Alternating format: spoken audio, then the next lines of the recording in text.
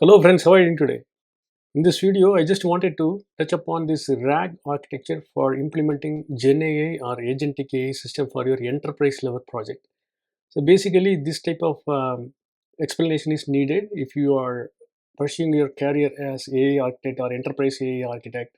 You must definitely need to know about RAG architecture because it is one of the reliable architecture for any of the enterprises to go and confidently adopt the AI agent or Gen AI project for the organization.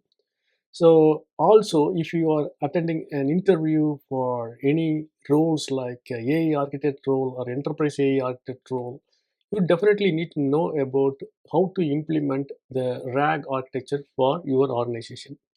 So here in this video, I just wanted to take one example from the banking services company so that you can relate how this RAG architecture can be implemented similar organizations like banking services company. So let's get into the architecture. And before getting into that architecture in detail, I just wanted to go by section.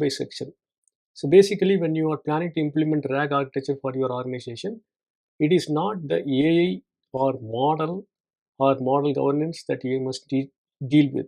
First, you must start with data because data is the key blood and vein for any AI project. So if you're an organization, first check whether you have right data to use in the RAG architecture. That is one of the key activities as AI architect or enterprise architect you must do for your organization. So how will you do that? You must need to know about key technologies like Manta. Manta is one of the data related technology. It will help you to audit all the data which are coming through your organization from different sources. And second one is data fabric. What exactly data fabric? Data fabrics is collecting the data which are spread across different data sources in different format and different types. You collect all these data and organize those data, analyze those data, and curate and leave it for the AI to consume. So these two main activities must be performed by the respective team, and as AI architect or enterprise architect, you must take the responsibility to check whether your organization's data is rightly aligned with the data standards. This is called the data engineering, you can call it as. So, what you must need to do, you must need to take care of the auditing of the data to check whether the data is right, it doesn't have any vulnerabilities, it doesn't have any bad stuffs in it, and you must need to know what type of data structures that you have in your organization. It may be like structured data or unstructured data. It may be file system or it may be just object system. So you must need to know all these things and make sure that you collect, organize, analyze, and curate the data and keep it for the AI to consume. So this is the preparation work you must need to do as an enterprise AI architect. So now you have prepared the data and you have kept it into your data sources. Now you must choose the right AI architecture. So in our case, we are going to focus on RAG architecture. RAG is retrieval augmented generation. Retrieval means it retrieves the data from particular data source, and augment means it embeds right keywords and right context for feeding into the AI system. And generation is AI system generates the data and gets a response for you. So, so what you must need to do for implementing this RAG architecture? Let's take an example.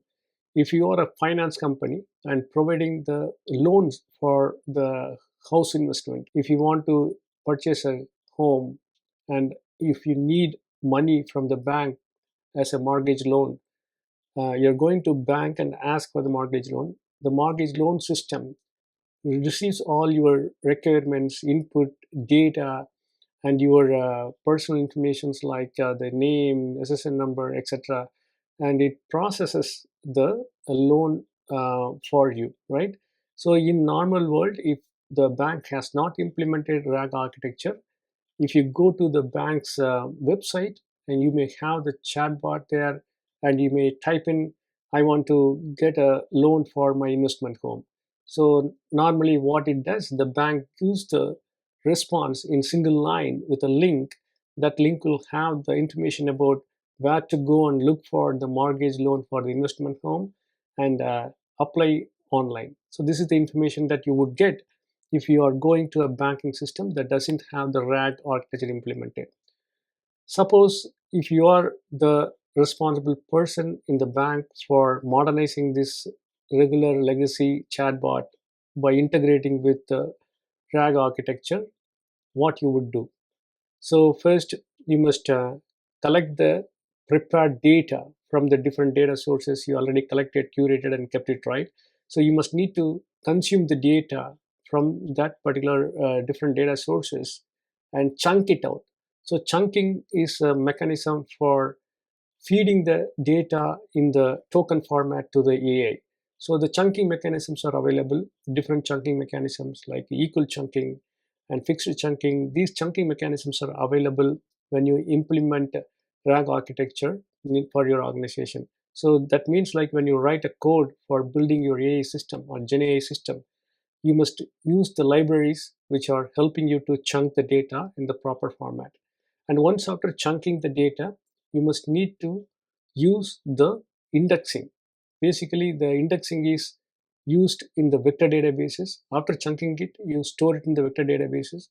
And there are plenty of vector databases available like Pinecone, VV8, and Chroma, Milvus. These are all the key vector databases available for you to store the chunked data. And once after storing the chunked data, you must need to know what type of search is required for building the context for feeding into the AI. So this has to be done with again a set of libraries. So when it comes to building RAG architecture for banking system like mortgage loan processing, you must need to go for semantic with recursive search indexing mechanism. So basically what it does, when the customer comes to the banking system, the chatbot, if he asks the question about like, hey, I just wanted to know the loan process for applying mortgage loan for my investment home.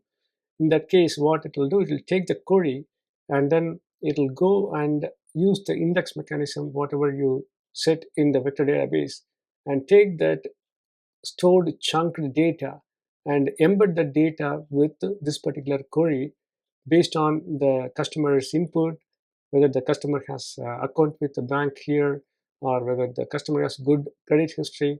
So all the informations are gathered with the help of this search mechanism, and now the context is sent to the model, the LLM model which you pick for implementing this RAG architecture. So this information will be sent to the model, and the model processes this prompt and gets the response for you or for your customer with the detailed information.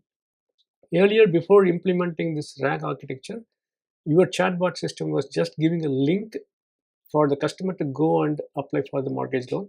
But in this case, after implementing RAG architecture, the information, whatever you provide to LLM, is very detailed information because you collected the required information, chunked it, indexed it, and stored it in the vector database. And when the query comes to the chatbot, it goes and picks the right data from the database, vector database, and pass the right context to the large language model, so it gets a response back to you in detailed way.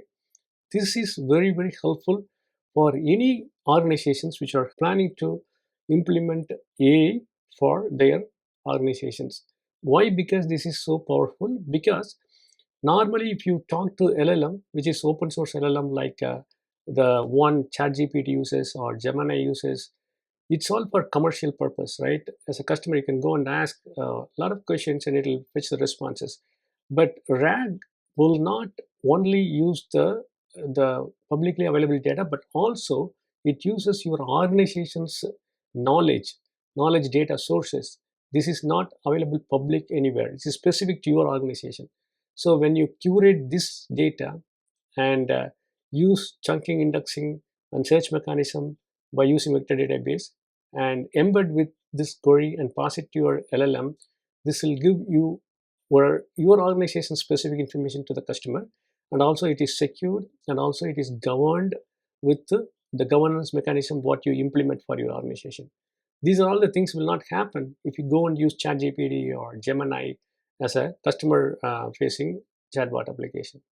So that is the reason RAG is so popular.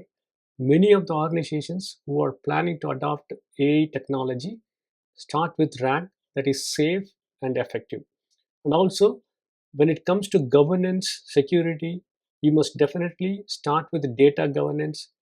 Govern your data, make sure that your data doesn't have the vulnerabilities or bad steps, because whatever garbage in, garbage out, you must remember always this one. And second thing is model governance. You can do the model governance and the chat prompt governance, whatever the query that you are sending it to LLM, if you are subscribing the LLM which is running in OpenAI cloud, you must need to encrypt the data which is going to be passed to the LLM. And you must implement multi-factor authentication for accessing the system. And you must implement all the security governance mechanisms for your organization. This way, you can implement an effective RAG Gen AI system for your chatbot application in your organization. And additionally, you can easily convert this Gen AI based RAG architecture into agentic RAG architecture.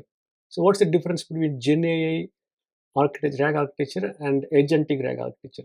In Gen AI RAG architecture, it gives the fee to the LLM. The LLM gets the response to you according to the query. But in agentic RAG, when you paste this query, for example, I want to know more about the loan process for my investment home. The chatbot receives the query, passes to the embedding mechanisms, meaning it embeds a chunk from the vector database and forms right query and pass it to LLM and gets a response back. But in case of RAG, agentic RAG, it not only gets the response to you, but also it finds your email ID, fetches the email ID from the system, and schedules the conversation with the right banker so that you don't need to worry about scheduling. So it does some action apart from regular response that it gets as Gen AI system. That's called agentic RAG. So you can implement multiple actions in the agentic RAG, not only scheduling meeting with the banker, and also it can work for you to go and find the right homes nearby. So these are all the things that it can do if you implement agentic RAG for your organization. So I hope this video is helpful to understand how the organizations are using Gen AI RAG architecture and also agentic RAG architecture. And you can get this information and you can use this for talking to your peers and business people to explain about the RAG for your organization and get benefit out of it. And if you like this video, give us thumbs up and share it to your friends so that they will also get benefit out of it. Take care. Bye.